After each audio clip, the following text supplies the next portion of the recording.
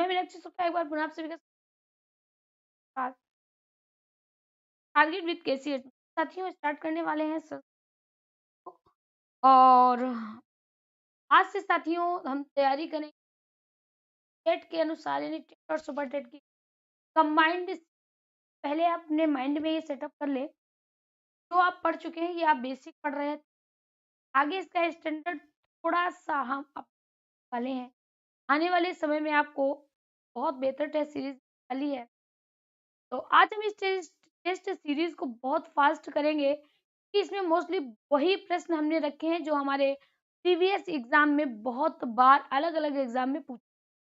Mostly हम उन्हीं प्रश्नों को कराते भी हैं जो जिनसे कि प्रश्नों के बनने की संभावित संभावनाएं होती हैं। जैसे कहा गया बेड़ी संगार के रचयिता कौन है? बाणभट्ट है, भट्ट नारायण है, भवभूति है या भास है? तो यहाँ पर बेड़ी संगार कहा गया। सबसे पहले एक बात बताओ,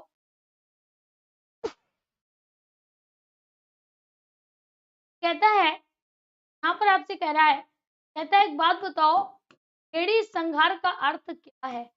तो बेड़ी का मतलब होता है चोटी और संघार का मतलब होता है सजाना। यानी बेड़ी संघार का अर्थ अगर संस्कृत से देखा जाए तो बेड़ी का सजाना, किसका? चोटी का सजाना। जिस समय द्रौपदी को चोटी के बल यानी बालों को के बल घसीटता हुआ सभा में लाया गया था, तभी वो कसम खा लेती हैं कि जो मुझे यहाँ तक घसीटता हुआ लाया है, जब तक मैं उसके खून से अपने बालों को नहीं धोऊंगी तब तक मैं चोटी नहीं बांधूंगी, ये प्रतिज्ञा करती है द्रौपदी। तो बस उसी का वर्णन है बेड़ी संगार में। अगर पूछा जाए बेड़ी संगार किससे दिया गया है, तो महाभारत के सभा पर्व से। भाई द्रौपदी को खिंचता हुआ कहाँ तक लाया गया था? सभा तक लाया गया था। तो महाभारत के सभा पर्व से लिया गया है। यहाँ पर आपको ये भी याद रखना है कि अगर पूछा जाए महाभारत किसमें विभक्त है, तो महाभारत जो है वो पर्वों में विभक्त है। तो पहला यहाँ पर आपने क्या देखा कि बेड़ी संघार के रचयिता कौन है? अगर पूछा जाए तो सबसे पहले आपको याद रखना है भट्ट नारायण है। अगर पूछा जाए बेड़ी संघार कुल कितने भागों में डिवाइड है, यानी इसमें कितने भाग है बेड़ी संघार में, तो आप क्या कहेंगे? 6 भाग हैं। दूसरा, इसका रस कौन सा है? वीर रस है। क्या है? वीर रस है। विकल्प आपका बी चला जाएगा। अगला क्वेश्चन, बैक टू बैक 3 प्रश्न इसके लगे हुए हैं। कहते हैं बेड़ी संघार नाटक के नायक का नाम आपको बताना है।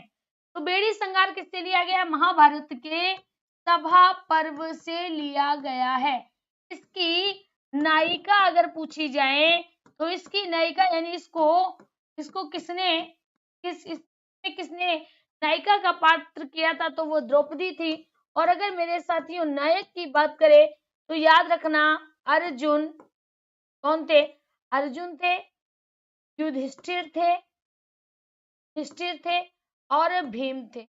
3 इसके नायक थे। तो यहाँ पर क्या है?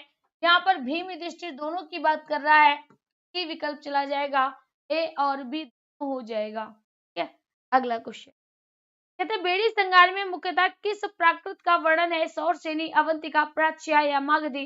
तो यहाँ पर आपको लिखना है कि अगर पूछा जाए कि बेड़ी संगार में किसका वर्णन है, सौरसेनी। देखिएगा, बेड़ी संगार में शैली अगर पूछी जाए तो आपको बताना है शैली सौरसेनी थी। कौन थी? सौरसेनी थी।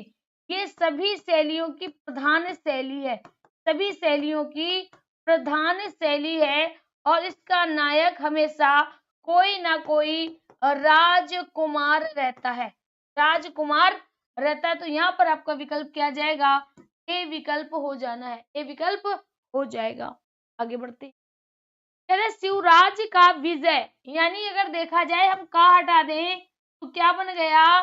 शिवराज विजय। क्या बना?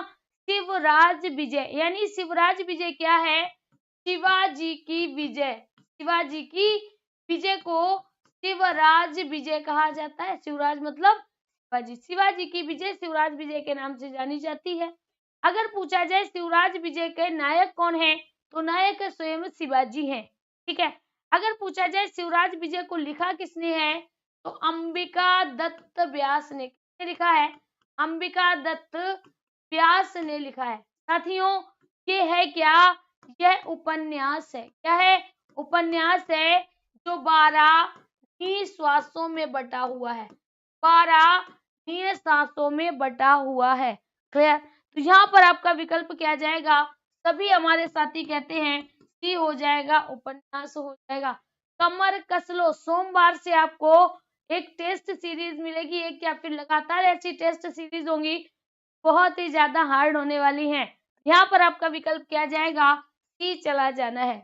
अगला क्वेश्चन कहते हैं महावीर चरितम में कितने अंक हैं? अब देखिएगा क्या कहता है, कहता है महावीर चरितम यानी महावीर का चरित्र, महावीर का चरित्र। महावीर किसे कहा गया? हनुमान को कहा गया। यानी ये लिया किससे गया है? रामायण से लिया गया है, तो इसका उपजीव्य रामायण है। ठीक है, अगर पूछा जाए इसमें कितने भाग हैं, तो याद रखिएगा 7 खंड है। कितने हैं? 7 खंड है, या साथियों हम कह सकते हैं इसमें 7 भाग हैं। इसमें रामायण के पूर्व भाग का वर्णन है, रामायण के पूर्व भाग का वर्णन है, महावीर जी के चरित्र चित्रण है, हनुमान जी का चरित्र चित्रण है। तो विकल्प क्या जाएगा? सी ए चला जाएगा, 7 हो जाना है। कितना हो जाना है? 7 हो जाएगा। बहुत बढ़िया। अगला क्वेश्चन कहते हैं कालिदास के जीवन के कालिदास के जीवन के संबंध में जानकारी मिलती है। तो देखिएगा कालिदास, कालिदास की पत्नी का नाम फटाफट बताइएगा, तो आप कहेंगे गौतमा। अब यहाँ पर आपको पता होगा कालिदास जी प्रारंभ जीवन में अनपढ़ और मूर्ख थे, यानी जो इनका प्रारंभिक जीवन था उसमें ये अनपढ़ और मूर्ख हुआ करते थे। ठीक है, बाद में इन्हीं को भारत का शेक्सपियर कहा गया। भारत का शेक्सपियर कौन है? कालिदास है। इन्हीं को साथियों दीप शिखा की उपाधि दी गई थी। दीप शिखा की उपाधि किसे दी गई थी? कालिदास को दी गई थी। और कालिदास उपमा अलंकार के कवि माने जाते हैं, उपमा अलंकार के कवि माने जाते हैं। इनके विषय में जो भी जानकारी मिलती है वह ग्रंथों से मिलती है, यानी हम कह सकते हैं अंतः साक्ष्य के आधार पर इनके विषय में जानकारी प्राप्त होती है। विकल्प क्या जाएगा? ए विकल्प आपका राइट हो जाना, ए विकल्प राइट हो जाएगा। अगला क्वेश्चन कादंबरी में कितने जन्मों की कथा वर्णित है? 2, 3, 4, 5। तो सबसे पहले यहाँ पर बात कर रहा है कादंबरी। साथियों कादंबरी का अर्थ क्या होता है? शराब या मदिरा। कादंबरी का अर्थ क्या होता है? शराब या मदिरा होती है। कादंबरी की जो कथा है वह बृहत कथा से ली गई है, जिसको कि गुणाढ्य ने लिखा है। किसने लिखा है? गुणाढ्य ने लिखा है। बृहत कथा किसने लिखी है? गुणाढ्य ने लिखी है। अब कादंबरी में 3 जन्मों की कथा का वर्णन। कितने जन्मों की? 3 जन्मों की। पहले जन्म की अगर हम बात करें तो चंद्रदेव होते हैं। कौन होते हैं? चंद्रदेव होते हैं। वहीं पर साथियों वैशंपायन होता है। क्या होता है? वैशंपायन होता है। दूसरे जन्म की बात करें तो चंद्रापीड़ होता है और पुंडरीक होता है, पुंडरीक होता है। ठीक है, अब अगर हम इसके बाद की बात करें तो राजा शूद्रक होते हैं और शुक होता है। तो इस तरह से होते हैं। तो यहाँ पर आपका विकल्प क्या जाएगा? 3 जन्मों की कथा है, बी विकल्प आपका राइट हो जाना है। अगर पूछा जाए चंद्रापीड़ कहाँ के राजा थे? उज्जैनी के थे। शूद्रक कहाँ के थे? विदिशा के थे। अगला प्रश्न कहते हैं रघुवंशम महाकाव्य किसमें विभक्त है? बात किसकी कर रहा है? रघुवंशम। देखिएगा रघुवंशम को ही साथियों इक्ष्वाकु वंश कहा गया है, इसी को सूर्य वंश कहा गया है। यानी जिस प्रकार से सूर्य आभा देता है उसी प्रकार से रघुवंश का जो यानी रघु के वंशज थे वो भी उसी प्रकार से सूर्य के वंश के समान थे। तो इसको रघुवंश को हम सूर्य के वंशज कहते हैं। अब कहा गया कि रघुवंशज महाकाव्य लिखा किसने है? तो कालिदास के द्वारा लिखा गया है। और इसमें मेरे साथियों 19 सर्ग हैं। इसमें 15, 6, 9 ये इसमें श्लोक है, ये इसमें श्लोक है। और जो रघुवंशम है इसमें साथियों अनुष्टुप और उपजाति, अनुष्टुप और उपजाति नामक छंद का प्रयोग किया गया है। ठीक है, तो यहाँ पर आपका विकल्प क्या चला जाएगा? सर्ग हो जाएगा। 19 सर्गों में विभाजित है, बी विकल्प आपका राइट होगा। बी विकल्प राइट हो जाना है। बहुत खूब, आगे बढ़ते कहते हैं अनुस्वार विधायक सूत्र। अब देखिएगा, अब जहां से ग्रामर आपकी स्टार्ट होगी वहां से आपको ग्रामर आपको पूरी तरह से अच्छे से आ चुकी है। अभी आने वाला समय बताएगा कि आपको कितने अच्छे से ग्रामर पता है। कहते हैं अनुस्वार विधायक सूत्र है मो अनुस्वारा खरिच रोरी अनुष्टु इष्टु नाष्टु। तो अनुस्वार विधायक सूत्र फटाफट बताइएगा। अनुस्वार विधायक सूत्र क्या कहता है? ये सूत्र कहता है मो अनुस्वारः, यानी इसका अर्थ क्या होता है? कहता है माँ का अनुस्वार हो जाता है, माँ का अनुस्वार हो जाता है। हरिच जो है वह चर्तु संधि का सूत्र है, रोरी रलोप संधि का सूत्र है, इष्टु नाष्टु इष्टुत संधि का सूत्र है। विकल्प क्या जाएगा? ए विकल्प यहाँ पर राइट हो जाना। अगला क्वेश्चन कहते हैं इष्टु नाष्टु सूत्र का प्रयोग इसमें हुआ है। देखिएगा, जैसे आपसे पूछा गया इष्टु नाष्टु, अब थोड़ी सी बात आप मेरी समझें तो आपको बहुत ही ज्यादा लाभ मिलेगा। साथियों, कभी भी इष्टु नाष्टु आ जाए आपको ये याद रखना है, अगर सा या ता वर्ग के बाद, ता वर्ग का मतलब ता था दा धा ना, ठीक है, इनका मेल अगर इस वाले सा से हो रहा है या टा ठा डा ढा अड़ा से हो रहा है, किसी से भी हो रहा है, तो इस सा का ये वाला सा हो जाएगा, ता का आपका टा ठा डा ढा अड़ा हो जाएगा। ठीक है, जो दिया होगा उसी के अनुसार हो जाएगा। तो यहाँ पर देखिएगा डबल सा है, इसका मतलब जो इस सा की जगह पर, एक सेकंड, क्या लिख दिया है? थोड़ा सा क्या हो गया? था, ठीक है, टा था टा था, यहाँ पर ये लिख दो। तो यहाँ पर ये कहता है अगर दो सा मिल रहे हैं, यानी ये सा हुए होंगे, तभी तो दो सा हुए होंगे, यानी इसमें तो हो रहा है। इसमें भी देखिए खा के बाद टा आया है, खा के बाद टा आया है, इसमें भी होगा। यहाँ पर देखिए टा के बाद यानी ये टा था ना, तो टा के बाद टा आया है, दो टा आया है, इसमें भी हो जाएगा। जरा इसमें देखिएगा, तो इसमें डबल ला आया है, क्या यहाँ पर कहीं ला है? यहाँ पर ला है? नहीं है, इसका मतलब तल्लीन में होगा। तल्लीन का क्या हो जाएगा? तत् प्लस लीना, क्या हो जाएगा? तत् प्लस लीना, लत्व संधि हो जाएगी, का सूत्र है तोरली। क्या है? तोरली है। सी विकल्प आपका राइट हो जाएगा, सी विकल्प राइट हो जाना है। कहता है विसर्जनीय सा का प्रयोग इसमें नहीं है। तो देखिए सबसे पहले क्या कहता है? विसर्जनी, विसर्जनी का मतलब होता है विसर्ज, यस्य मतलब जिसका, किसका, विसर्ग जिसका सा हो जाए, विसर्ग जिसका सा हो जाए, कौन सी संधि कहलाती है? सत कहलाती है। तो कहता है अगर विसर्ग के बाद खर प्रत्याहार का वर्ण आएगा, मतलब पहला सा ता खा सा, ये तो आते हैं खर में, अगर ये आएंगे तो विसर्ग का सा हो जाता है, और ये सा इस सा और इस सा में भी बदल सकता है।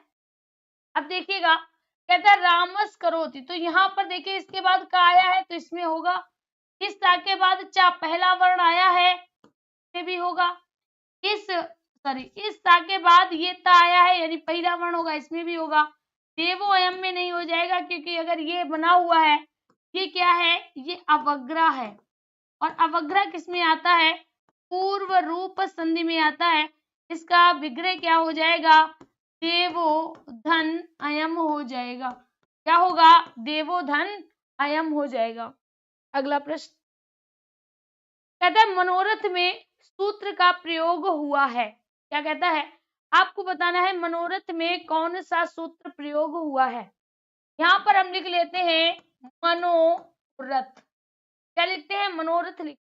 यहाँ पर देखिएगा जो विसर्ग हुई है, इसका मतलब अगर यहाँ पर मनस है, क्या है? मनस है, तो सा का रू हुआ होगा। रू कहता है कि अगर रू के आगे आ है, करना है, तो अगर सा रू में बदला है तो रू से पहले आ है, बिल्कुल है, तो इस रू का ऊ शेष रह जाता है।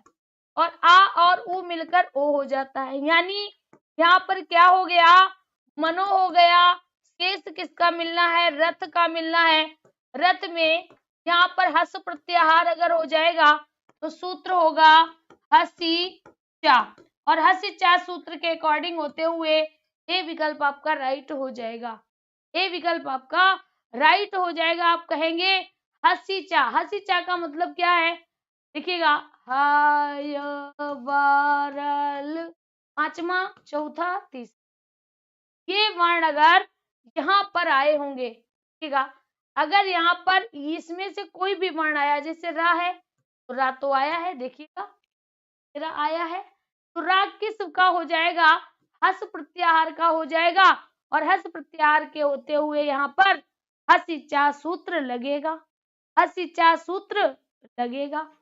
तोड़ली का मतलब क्या है, ता के बाद अगर ला आया है, ता का ला हो जाता है।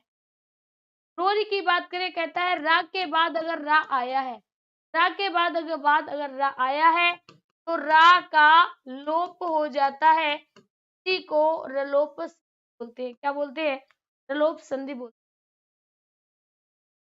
बाला में प्रकृति और प्रत्यय, क्या कहता है, बाला में प्रकृति और प्रत्यय क्या कहता है, कहता है अगर अकारांत पुल्लिंग, अगर अकारांत पुल्लिंग में प्रत्यय जोड़ने पर, अगर अकारांत पुल्लिंग शब्द में प्रत्यय जोड़ने पर आकारांत स्त्रीलिंग शब्द बनता है, आकारांत स्त्रीलिंग शब्द बनता है, तो यहाँ पर जो प्रत्यय जुड़ेगा वो होगा टाप, टाप और चाप। क्या जुड़ेंगे, टाप, टाप, चाप जुड़ेंगे। अब यहाँ पर देखिएगा, यहाँ पर क्या हुआ, बाला हुआ, इसका मतलब बाला कब हुआ होगा, यहाँ पर बाला हुआ होगा। बाला में यहाँ पर क्या है, बड़ा आ है, बड़ा आ का मतलब आकारांत स्त्रीलिंग। आकारांत का मतलब क्या होता है, बड़ा आ आना चाहिए अंत में, और शब्द कैसा होना चाहिए, स्त्रीलिंग होना चाहिए। बड़ा आ अंत में आए स्त्रीलिंग शब्द के तो उसको आकारांत स्त्रीलिंग शब्द कहते हैं, आकारांत स्त्रीलिंग शब्द कहते हैं। अब यहाँ पर साथियों ये बना कब होगा, अगर आकारांत पुल्लिंग से जुड़ा होगा, टाप, टाप, जाप। तो यहाँ पर बाला क्या है, बाला का मतलब होता है लड़की और बाल का मतलब होता है लड़का। ये विकल्प हो जाएगा, ये विकल्प हो जाएगा। अगला क्वेश्चन कहता है नर्तकी में प्रकृति और प्रत्यय, क्या कहता है, नर्तकी में प्रकृति और प्रत्यय। तो यहाँ पर कहता है अगर अकारांत पुल्लिंग, अकारांत पुल्लिंग में अगर हम किसी भी प्रत्यय को जोड़ते हैं और इकारांत स्त्रीलिंग बनता है, इकारांत स्त्रीलिंग बनता है, तो इसका मतलब जो प्रत्यय होगा वह डीप, डीस और डीन होगा। क्या होगा, डीप, डीस और डीन होगा। अकारांत पुल्लिंग में क्या आ जाना है, यहाँ पर आएगा नर्तक यानी नाचने वाला, इसमें क्या लग गया, डीप लग गया, क्या हो जाएगा, नर्तकी हो जाएगा। क्या हो जाएगा, नर्तकी हो जाएगा। विकल्प आपका क्या जाएगा, ए चला जाएगा। क्या होगा, ए चला जाएगा। ठीक है, बहुत अच्छे, आगे बढ़ते। कहता है पठिता में प्रकृति और प्रत्यय बताइएगा। अब यहाँ पर देखिएगा, कहता है अक्त्वा, इसमें भी अक्त्वा जोड़ोगे, वा जुड़ोगे जुड़ेगा, अक्त वतु, ता प्लस वान वती वत। आप अगर जोड़ोगे तो पीछे या रहेगा और आगे उपसर्ग हो जाएगा। अगर अक्त जोड़ोगे तो ता, ता, तम जुड़ेगा। चलिए जोड़ते हैं। यहाँ पर लिखा है पठिता, यानी पठ धातु हो गई। अब देखिएगा त्वा तो होगा नहीं, पानवती वत भी नहीं होगा, व्यप भी नहीं होगा, क्या हो जाएगा, ता हो जाएगा। यानी यहाँ पर लब ना जोड़कर पठ जोड़ा जाए और क्या हो जाएगा, पठ धन अक्ता। तो क्या हो जाना है, पठिता हो जाना है। डी विकल्प मेरे साथियों राइट हो जाएगा। डी विकल्प आपका राइट हो जाएगा। ठीक है, अगला प्रश्न कहता है अभ्यांतर प्रयत्न कितने प्रकार का होता है? 4 प्रकार का, 5 प्रकार का, 6 या 7? विकल्प जाएगा 5। कहता है अगर हम बात करें प्रयत्न, प्रयत्न को प्रयास कहते हैं प्रयत्नो द्विधा, यानी प्रयत्न कितने प्रकार के होते हैं? 2 प्रकार के होते हैं, है ना। तो पहला अगर पूछा जाए कहते हैं आभ्यंतर प्रयत्नों, आभ्यंतर जो आभ्यंतर होते हैं वो 5 प्रकार के होते हैं और जो बाह्य प्रयत्न होते हैं एकादश प्रकार के होते हैं। यहाँ पर विकल्प क्या जाएगा? यहाँ पर बी विकल्प हो जाना है। अगला प्रश्न कहते हैं जस प्रत्याहार के अंतर्गत कौन से वर्ण आते हैं? अब यहाँ पर आपसे क्या पूछ रहा है? कहता है जस प्रत्याहार, जस प्रत्याहार का प्रयोग किस संधि में किया जाता है? अगर संधि पूछी जाए तो याद रखना जसत्व संधि में। ठीक है, जिसमें प्रत्येक वर्ग का तीसरा वर्ण, प्रत्येक वर्ग का तीसरा वर्ण यानी ज, प, ग, ड़, द का लोप हो जाएगा। ये 5 वर्ण होंगे। जब गड़द की विकल्प आपका राइट हो जाए। आगे बढ़ते हैं। कहता है मूर्धा से बोले जाने वाले वर्णों को चुनिए। क्या चुनना है? मूर्धा से बता रहा है। या तो आपको सूत्र पता होना चाहिए ऋटुर खाणाम मूर्धा, आपको ये पता होना चाहिए। अन्यथा कु, टू, टू, टू, टू। ठीक है, आ, ही, री, रा। ठीक है, रेस लगा दीजिए। या, रा, ला, वा। यहाँ पर हा लिखिएगा। क्या, हा, क्या। ठीक है, यहाँ पर डैश लगा लीजिएगा। अब यहाँ पर विसर्ग लिखने के बाद के टी एम डी ओ, यहाँ पर आपको नाम लिखना है, यानी अकुहा विसर्जनीय नाम कंठा, इचु ईशा नाम तालु, टिटुर खा नाम मूर्धा, रतुल सा नाम दंता, उपपदमानी ओष्ठा। क्या कहता है? कहता है ऋतुर खाणाम मूर्धा, री टू खाणाम मूर्धा ए विकल्प हो जाएगा।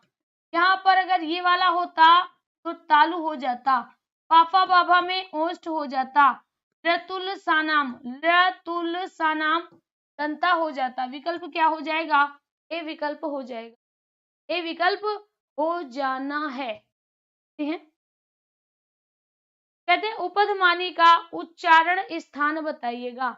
उपधमानी, तो अभी तो हमने आपको बताया था कि सबसे पहला तालु। जल्दी से तालु का सूत्र बताइएगा। तो आप कहेंगे ई चुय का नाम तालु। अगर आपसे पूछा जाए मूर्धा तो क्या कहेंगे? री टू खाणाम था, रिटुर खाणाम था। अगर पूछा जाए ओष्ठा तो क्या कहेंगे? उपधमानी ओष्ठा। ठीक है, अगर आपसे पूछा जाए जिह्वा क्या कहेंगे?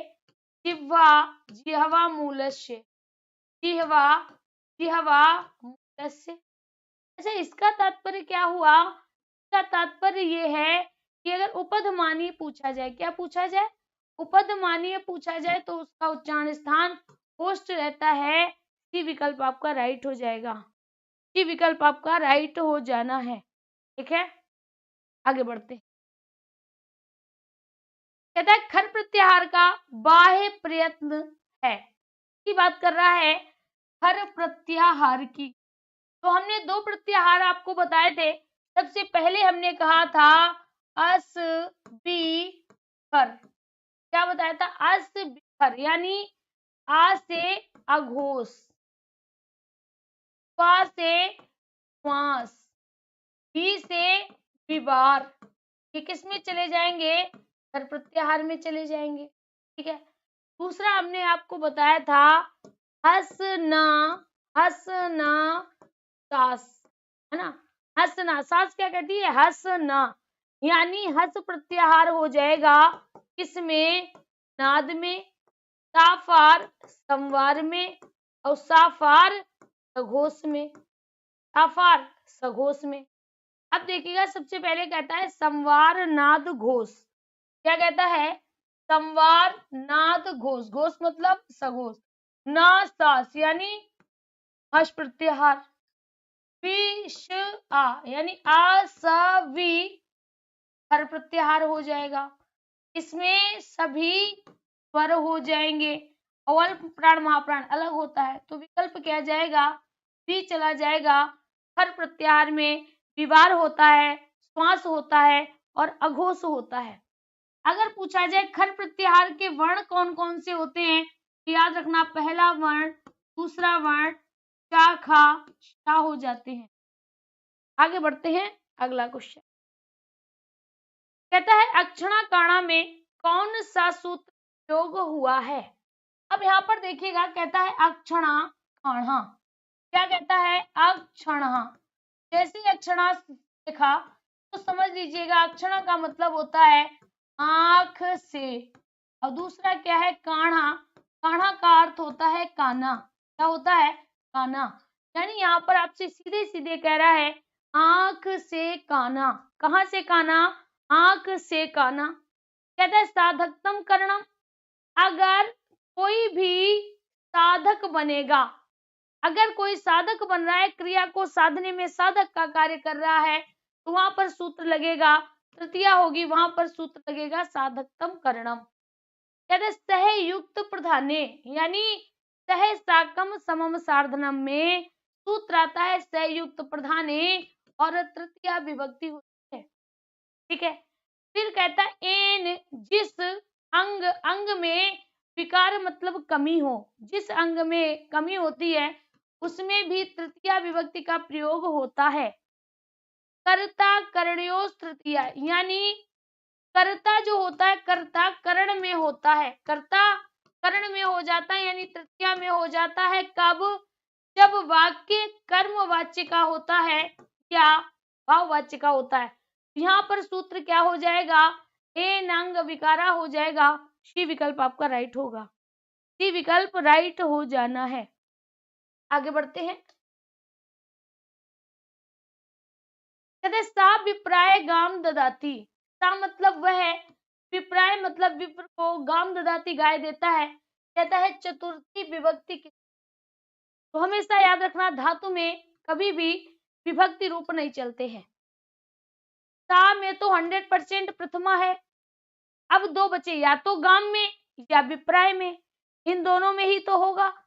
हमेशा आपको ये याद रखना है जिसको दान दिया जाए, क्या कहोगे, जिसको दान दिया जाए उसी में साथियों चतुर्थी विभक्ति होती है, संप्रदान होता है, सूत्र आता है यमभि प्रति संप्रदानम, संप्रदानम, यानी जिसको दान दिया जाए उसमें साथियों संप्रदान होता है, चतुर्थी विभक्ति होती है, तो वह विप्र यानी ब्राह्मण को गाय देता है, वह ब्राह्मण को गाय देता है, तो यहाँ पर विप्राय में चतुर्थी विभक्ति हो जानी है, विप्राय में चतुर्थी विभक्ति हो जाएगी। इतनी बात आप सभी को समझ में आ गई, और नहीं तो फिर राम के रूप याद कर लो। देखिएगा जैसे विप्र से विप्राय हुआ, विप्र से क्या हुआ, विप्राय, वैसे ही राम से क्या हुआ होगा, रामाय हुआ होगा, क्या हुआ होगा, रामाय हुआ होगा। तो यहाँ पर देखिएगा, यहाँ पर क्या कहेंगे, अब आपको राम के रूप याद होने चाहिए, तो रामा रामो रामा, रामम रामो रामा, रामे रामभ्याम रामई रामाय, यानी रामाय चतुर्थी एक वचन है, तो विप्राय भी मेरे साथियों चतुर्थी एक वचन होगा, ठीक है। आगे बढ़ते, फटाफट इसका आंसर करिएगा, फटाफट इसका आंसर करिएगा, बिना थके बिना रुके बिना झगड़े।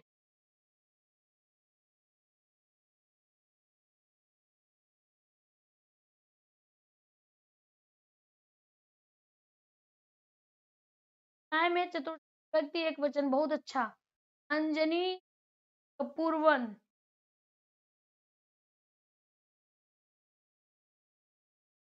आगे बढ़ते हैं, अगला देखते हैं। कहता है पिता पुत्रम जलम याचते। कहता है पिता पुत्र को, पिता पुत्रम जलम याचितम, याचते। देखिएगा, याचते मतलब मांगता है।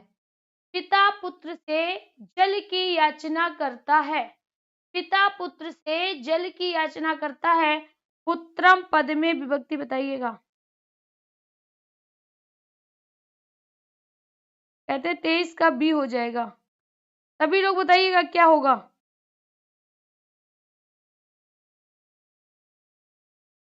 पुत्रम पुत्रे पुत्राणी, प्रथमा द्वितीया दोनों। नवनीत मिश्रा गजब मारे हो। क्या सत्यजीत तिवारी होगा?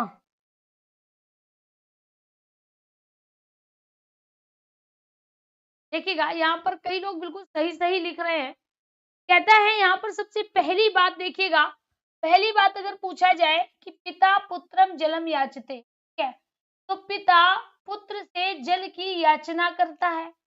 तो यहाँ पर साथियों अगर हम देखें तो जल में भी द्वितीया होगी और यहाँ पर पुत्रम में भी द्वितीया होगी। पुत्रम में भी द्वितीया होगी, ठीक है। पुत्र हमेशा पुल्लिंग में होगा, नपुंसक लिंग में नहीं होगा। अभी हमारा कोई साथी कह रहा था पुत्रम पुत्रे पुत्राणी, दोनों विभक्तियों के रूप एक जैसे नहीं चलेंगे, क्योंकि पुत्र जो होगा वो पुल्लिंग में आएगा और जो पुत्री होगी वो स्त्रीलिंग में होगी। तो पुत्रम में द्वितीय होगी और पुत्रा में प्रथमा होगी। तो दूसरी बात तो इस तरह से पुत्रम में क्या हो जाएगा, द्वितीया हो जाएगी। दूसरा आपको ये याद रखना है, तुहु, त्याज, पच, दंड, रुधि, ची, टू, प्रच्छ, मथ, मुस, क्रस, क्रस, हरा, वह, है ना। ये 16 ऐसी धातुएं होती हैं जिनमें सूत्र आता है अकथितम च। क्या आता है? अकथितम च। और इस सूत्र से ये, जिसमें 16 विभक्तियां होती हैं, है ना, जिससे संबंध होती है, जैसे याचता है, याचना करता है, याचना करता है, किससे याचना करता है? याचना मतलब मांगना। तो ये जो याचते हैं, ये साथियों द्विकर्मक, द्विकर्म, इसके साथ द्विकर्म आएंगे। पहला कर्म जल है और दूसरा कर्म पुत्र है, तो इसके साथ क्या होगा, हमेशा द्वितीय विभक्ति आएगी। यहाँ पर आपका विकल्प सी चला जाएगा, सी चला जाएगा। बहुत अच्छे संतोष कुमार तिवारी। कहता है गम धातु में अप उपसर्ग लगने से शब्द बनता है। अब देखिएगा, कहता है गम धातु में, भैया यहाँ पर गम लगा लो, है ना। अब यहाँ पे आगे क्या लगा लो, अप लगा लो, उपसर्ग आगे ही तो आएगा। तो इससे क्या बनेगा, अपगम बन जाएगा। क्या बनेगा? अपगम बन जाएगा। पहले में अप है, कल उद शायद कराया था, है ना, फिर उप है, फिर उद है और फिर अब है। अप की बात कर रहा है ना, तो किसमें हो जाएगा, ए चला, अपगच्छत। संभवती शब्द में धातु और उपसर्ग, फटाफट लिख लीजिएगा, संभवती। अब इसमें वाक्य हमारा पूरा नहीं है, तो यहाँ पर अगर आपसे पूछा जाए उपसर्ग क्या है, तो आप कहेंगे सम। अगर पूछा जाए धातु कौन सी है, तो भू हो जाएगा। और अगर पूछा जाए प्रत्यय कौन सा है, अक्तिन हो जाएगा। क्या हो जाएगा? अक्तिन हो जाएगा। सम प्लस भू धन अक्तिन हो जाएगा। वी विकल्प आपका राइट हो जाएगा, वी विकल्प आपका राइट हो जाना है। ठीक है, अगला प्रश्न कहता है निश्चला इति पदे अयम उपसर्गा। अब देखिएगा, शायद कोई हमारा साथी एक दिन पूछ रहा था निश्चल में, तो यहाँ पर पूछ रहा है निश्चल इति पदे, निश्चल पद में अयम उपसर्गा, यानी निश्चल पद में कौन सा उपसर्ग है, ये आपको बताना है। तो यहाँ पर हमने क्या लिखा, यहाँ पर लिख लिया निश्चलः। ठीक है, अब देखिएगा यहाँ पर निर है, नी है, निस है या नी है। यहाँ पर अगर नी तो होगा नहीं, नी तो होगा नहीं, और अगर ये निर भी नहीं होगा, तब हमें इसको टिक करना होगा, क्योंकि संधि के नियम के अकॉर्डिंग ये नी हो जाएगा। वैसे यहाँ पर देखा जाए तो अगर निर्गुण होता, क्या होता, निर्गुण होता, गुण होता तो ये वाला हो जाता। नी होना नहीं है, निस नहीं होगा, इसीलिए हम नी को लगाएंगे। वैसे इसका राइट विकल्प क्या हो जाएगा, ये वाला निश होगा, ये वाला निस हो जाना है। ठीक है, आप सभी लोग भी कमेंट करिएगा,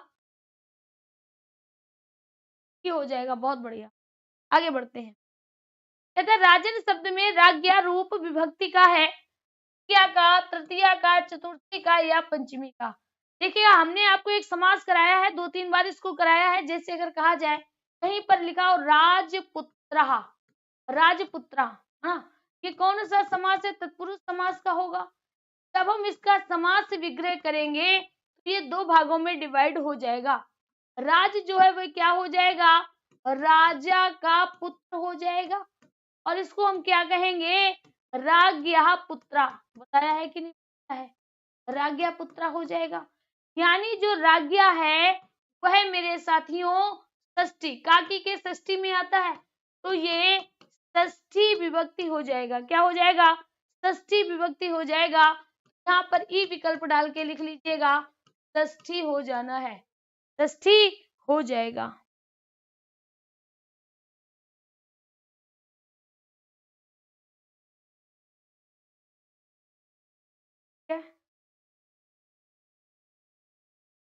आगे बढ़ते हैं। कहते हैं गम धातु का लट लकार उत्तम पुरुष द्विवचन का रूप बताइएगा। कहते हैं गम धातु, अब यहाँ पर देखिएगा, गम धातु लट लकार, कभी भी अगर लट लकार पूछी गई तो आपको पढ़ने की आवश्यकता ही नहीं है। उत्तम पुरुष, तो यहाँ पर प्रथम पुरुष लिखिएगा, मध्यम पुरुष लिखिएगा, उत्तम पुरुष। यहाँ पर ती, ता, अंति, यहाँ पर सी, हा, हा, यहाँ पर आमी, आवहा और आमहा। क्या किया गया है, कहता है लट लकार उत्तम पुरुष द्विवचन, उत्तम पुरुष द्विवचन में आवा लग जाएगा तो गम के रूप गच्छ से चलते हैं, आवा लगा दो गच्छावा हो जाएगा। विकल्प मेरे साथियों डी चला जाएगा, विकल्प आपका डी चला जाएगा, सॉरी बी चला जाएगा, डी बता रहे हैं। अगला कहता है अनुरूपम में समास है, फटाफट बताइएगा। कहता है अनुरूपम में कौन सा समास होगा। अब यहाँ पर देखिएगा, कहता है अनुरूपम, अनुरूपम, ठीक है। तो अगर इसमें समास विग्रह पूछा जाता है तो पहले इसको समास को 2 भागों में डिवाइड करिएगा। पहला पद अनु और दूसरा पद रूपम। अनु क्या है, अनु मेरे साथियों उपसर्ग है, तो अगर पहला पद उपसर्ग है, उपसर्ग अव्यय होते हैं तो अव्यय भाव समास हो जाएगा, ये विकल्प हो जाना है। 2 बराबर के पद नहीं है, कर्मधारय नहीं है, तत्पुरुष नहीं, ठीक है। अगर पूछा जाए कि इसका समास विग्रह क्या हो जाएगा तो रूपस्य योग्यम हो जाएगा, रूपस्य योग्यम हो जाएगा। रूपम जो द्वितीया में है वह यहाँ पर षष्ठी में बदल जाएगा, अनु किस में बदल जाएगा, योग्यम में बदल जाएगा। अनुरूपम का क्या हो जाएगा, रूपस्य योग्यम हो जाना है, रूपस्य योग्यम हो जाएगा। अगला फटाफट बताएगा, कहता है सनही अव्यय, सनय अव्यय कैसा है, कालवाचक, रीतिवाचक, प्रकीर्णक या मनोविकार। अब देखिए सनय का मतलब क्या होता है, सनय का मतलब होता है धीरे, क्या होता है, धीरे। अब यहाँ पर कहता है अगर कालवाचक होता तो समय दिया होता, अगर रीति होता तो तरीका दिया होता, ठीक है। अगर प्रकीर्णक मिला हुआ, मनोविकार का मतलब मन के भावों को बताने वाले, मनोविकार का मतलब मन के भावों को बताने वाले, यहाँ पर आपका विकल्प क्या हो जाएगा, रीतिवाचक हो जाना है। क्या हो जाना है, रीतिवाचक हो जाएगा। अच्छा एक बात बताओ, रीतिवाचक किसे कहते हैं, जल्दी से सभी लोग कमेंट करिएगा, रीतिवाचक किसे कहते हैं। देखिए किसका आंसर सबसे पहले आता है।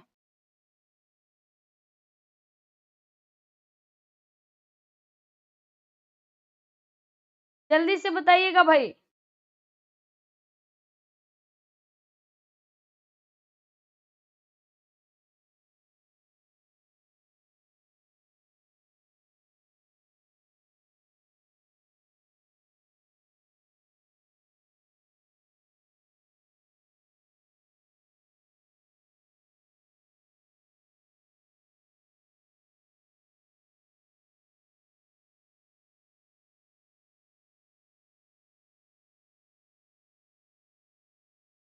तौर तरीका, कई लोग बता रहे हैं तौर तरीका। सीमा जी कहती है तौर तरीका, सत्यजीत कहते हैं तरीका, जिसमें तौर तरीका बताया जाए। संतोष यादव, स्वामीनाथ, संतोष जी, नीलेश, अरे वाह, बहुत खूब। तो आप सभी का ये कहना है कि तौर तरीका होगा, बिल्कुल सही। ये तरीका बताया जाए वही हमारा क्या हो जाएगा, रीतिवाचक हो जाएगा। यार आगे बढ़ते हैं। तो चलिए यहाँ तक हो गया, अब थोड़ा हम आपको पीछे ले चलते हैं। यहाँ पर देखिएगा, जो राजन है पूछ रहा है कि राजन शब्द का राज्ञा रूप विभक्ति का है, ठीक है। अब हमने आपको यहाँ षष्ठी क्यों लिखा है, इसका एक कारण है। मान लीजिएगा अगर इसमें षष्ठी नहीं होती, षष्ठी नहीं होती तो द्वितीया विभक्ति में भी राज्ञा आता है, ऐसा नहीं आता नहीं है। द्वितीया विभक्ति में भी राज्ञा आएगा और राज्ञा बहुवचन में आएगा, बहुवचन में आएगा, इसमें आएगा, बहुवचन में आएगा। ध्यान दीजिएगा, इसमें आएगा, बहुवचन में आएगा। अभी धन्यवाद नहीं है, अभी थोड़ा और सीख लो, ठीक है। अब यहाँ पर आपको ये याद रखना है कि जो पंचमी और षष्ठी है, जो पंचमी और षष्ठी यानी पंचमी में भी राज्ञा आता है और राज्ञा आता है एक वचन, ठीक है। फिर ई विकल्प हमने आपको दिखाया था, षष्ठी, षष्ठी में भी आता है, राज्ञा आता है एक वचन, एक। तो इसमें एक दो ऑप्शन पड़े हुए थे, यानी द्वितीया भी होता है, द्वितीया भी होता है, पंचमी भी होता है और मेरे साथियों षष्ठी भी होता है। ध्यान दीजिएगा, अभी तुरंत तुम्हारी टाटा बाय बाय होने लगती है। पंचमी भी होता है और षष्ठी भी। तीन विकल्प इसमें हैं, तीनों विकल्प आपको याद रखना है। सिर्फ अगर पूछा जाए कौन से नहीं होते तो आज के लिए इतना ही। मिलते हैं कल फिर से इसी समय इसी चैनल पर एक और नई क्लास के साथ। धन्यवाद।